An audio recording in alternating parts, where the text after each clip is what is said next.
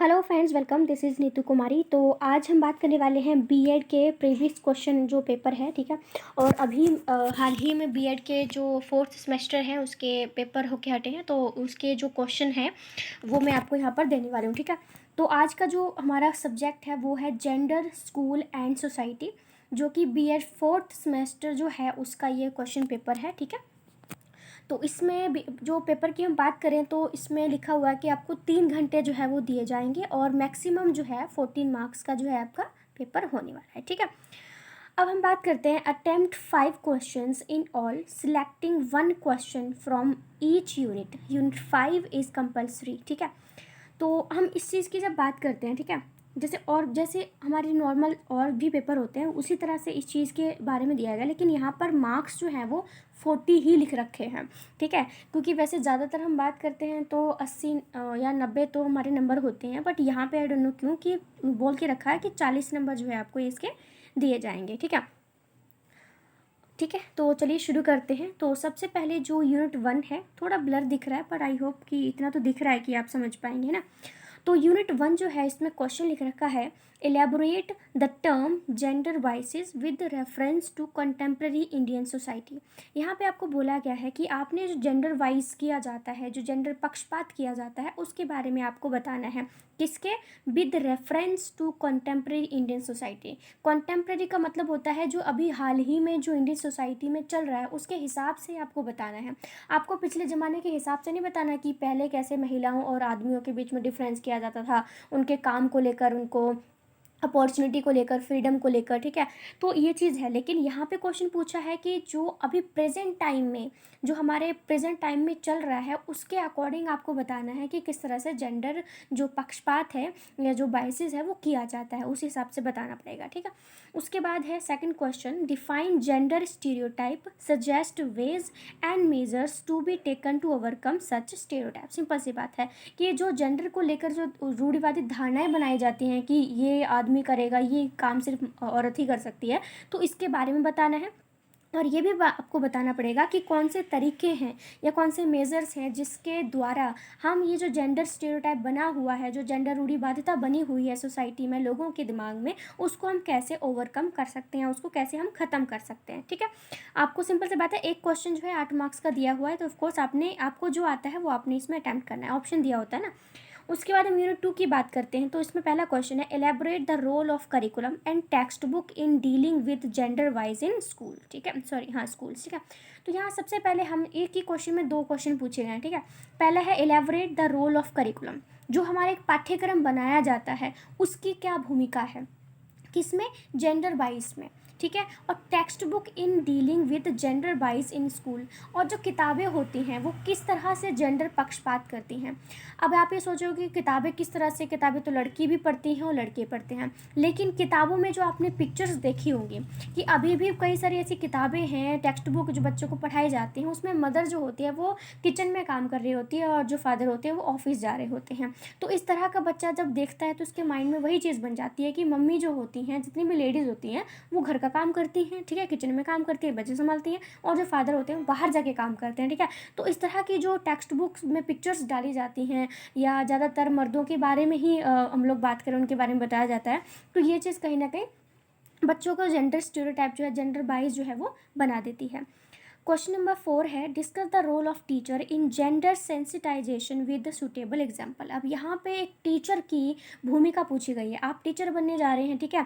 तो यहाँ पर आपका क्या रोल है, किस तरह से आप बच्चों के बीच में ये जो जेंडर को लेकर लोगों ने एक बखेड़ा खड़ा किया हुआ है कि औरतें ये काम करेंगी, मर्द ये वाले काम करेंगे, औरतें बहुत ही गुस्सैल होती हैं, बात बात पे रोने लग जाती हैं, मर्द ऐसा नहीं करते हैं। तो ये जो एक चीज़ धारणा बना के रखी है माइंडसेट में, उसको एक टीचर जो है वो किस तरह से कम कर सकता है, ठीक है। जैसे आपने देखा होगा स्कूल में जो टीचर होते हैं वो लड़का लड़की को अलग अलग लाइनों में बिठाते हैं, लेकिन हमें जो अरेंजमेंट है, जो सीटिंग अरेंजमेंट है, वो कभी भी रिजिट नहीं होनी चाहिए कि नहीं लड़कियां एक साइड बैठेंगी लड़के एक साइड। दोनों अगर एक दूसरे के साथ भी बैठना चाहते हैं तो उनको बैठने दो, क्योंकि तभी वो एक दूसरे को अच्छे से समझ पाएंगे, ठीक है। और जैसे बेंच उठाना होता है, कुर्सी उठानी होती है, सबसे पहले टीचर एक लड़की को ही बुलाते हैं कि बेटा ये कुर्सी ज़रा इधर को लेके आ जाए या टेबल उठा के उधर रख दो, क्यों? लड़कियों को भी जो है, ठीक है। तो इस तरह की जो चीज़ें अगर टीचर नहीं क्लास में करता है, जैसे मैं ही आपको इसका आंसर बता रही हूँ ना, तो जैसे हम बात करते हैं गेम का, हमारा पीरियड होता है तो उसमें लड़कियां कुछ और गेम खेल रही होती हैं, लड़के अलग गेम खेल रहे होते हैं और उनका खेल भी अलग होता है। वो बास्केटबॉल खेल रहे होते हैं, बैट बॉल खेल रहे होते हैं, लड़कियां छुपन छुपाई या पकड़न पकड़ाई जैसे गेम जो है वो खेल रही होती हैं। तो वहाँ पर टीचर को क्या करना है, एक ऐसी गेम जो है उनको ऐसी गेम खिलवानी है, ऐसी एक्टिविटीज़ करवानी है जहाँ पर लड़का लड़की दोनों टीमों में शामिल हों। ठीक है, 15 लड़के 15 लड़कियाँ, 15 लड़के 15 लड़कियाँ। ठीक है, ऐसा ना हो कि लड़का लड़की के बीच में तुम कंपटीशन करवा रहे हो।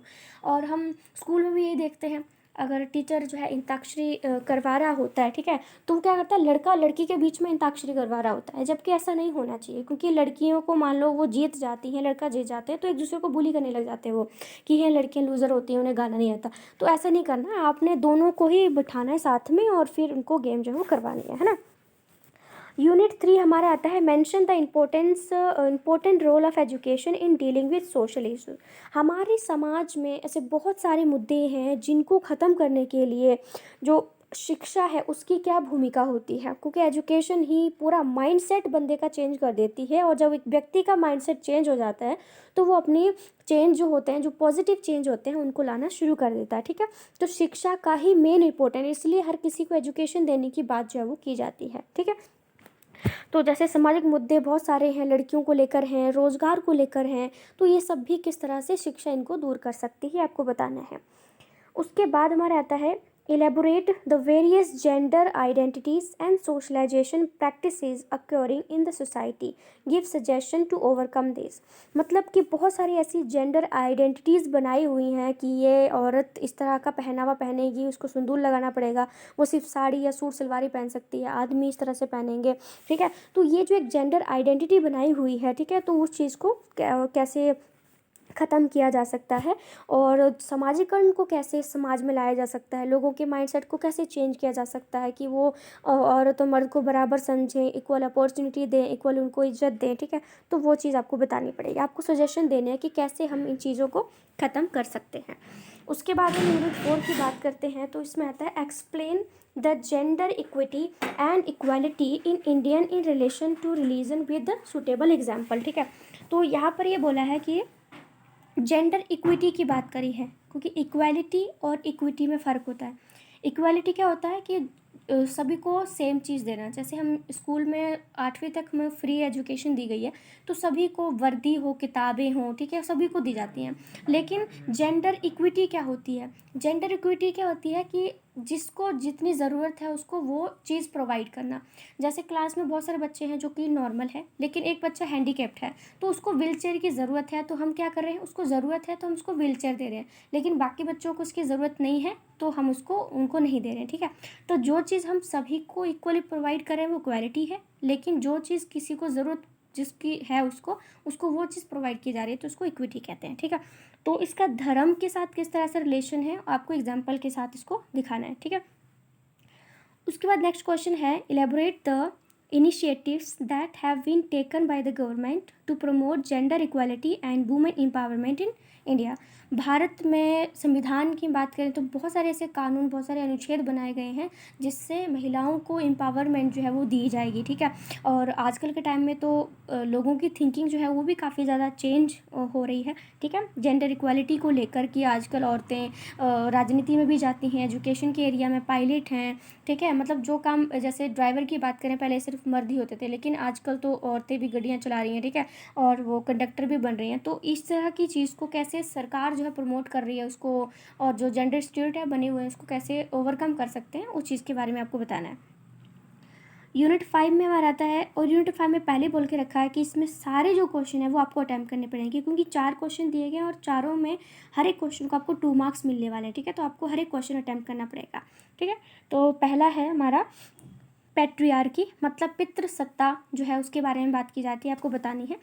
तो पितृसत्ता क्या होती है, जहाँ पर एक जो फादर होता है वही घर का मुखिया होता है, सारे डिसीजन जो है वो उसी के द्वारा लिए जाते हैं। ठीक है, तो उसको एक ऐसी सोसाइटी बोला जाता है जहाँ पर जब उनके बेटे वगैरह भी होते हैं तो सारी प्रॉपर्टी वगैरह जो है वो उनके बेटों को ही दी जाती है, लड़कियों को नहीं दी जाती। तो वहाँ पर मेल जो डोमिनेंट है या मेल जो पावर है वो चीज़ में आ जाती है।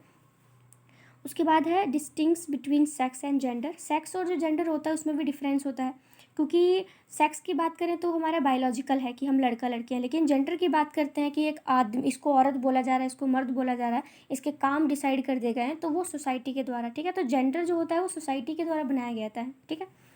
उसके बाद है फीमेल इनफेंसीसाइड, ठीक है, मतलब कन्या भ्रूण हत्या की बात करते हैं। कन्या भ्रूण हत्या होता है कि कई बार माँ के पेट में जो बच्चा होता है, अगर पता लग जाता है कि वो लड़की है तो उसको वहाँ मार देते हैं, या फिर जन्म के बाद उसको मार देते हैं, ठीक है। तो इस चीज़ को बोलते हैं। उसके बाद है डोमेस्टिक वायलेंस, घरेलू हिंसा जो होती है उसके बारे में बताना है, किस तरह से औरतों के साथ जो है बुरा व्यवहार किया जाता है या बच्चों के साथ बुरा व्यवहार किया जाता है, तो वो सारी चीज़ें जो है हमें इसमें मेंशन करनी है, ठीक है। बाकी ये हिंदी में भी और पंजाबी में भी दोनों लैंग्वेज में दिया हुआ है, बट मैंने आपको अच्छे से इसको क्लियर कर दिया कि आपको क्वेश्चन जो आए तो आपको कैसे अटैम्प्ट करना है, ठीक है।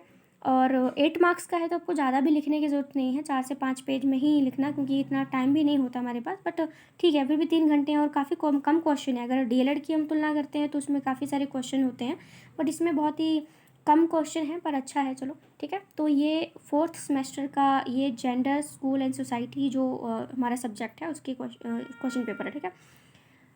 So thank you friends.